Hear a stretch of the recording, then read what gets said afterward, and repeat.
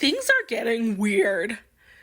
RFK wants to come up with this new legislation for raw milk to be available for Americans. And it just seems really crazy to me that raw milk, they want to promote that. In places like California, they want it in grocery stores. Like, drink what you want, right? If you want to drink milk or whatever. I don't drink milk personally because I'm lactose intolerant, but I grew up drinking milk.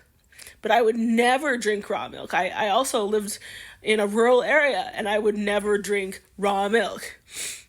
When I was a kid, I went to a school named after Louis Pasteur, the father of pasteurization, which is like the process of heating up food products in order to kill microorganisms. That's what pasteurization is. You're heating the milk up so it kills bacteria and microorganisms that live inside of the milk so that you don't get E. coli, you don't get salmonella poisoning, you don't get listeria or listeriosis, I think that's what it's called. And, like, it's kind of rare, but it could happen.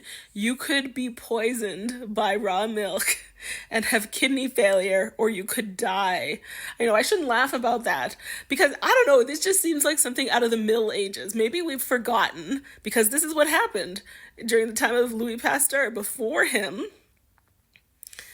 and this was drilled into my head as a child going to that school named after him. Basically, before him, people used to drink milk that's unpasteurized and eat foods that are unpasteurized, and they would just die, like cheese and milk and stuff, or like meats that were spoiled and things like that, and they would just die.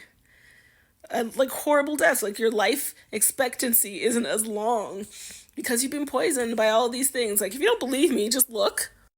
So this is what could happen to you. It's not like you're just drinking like milk, human milk, right? You're drinking milk from an animal, a cow, which is meant for baby cows.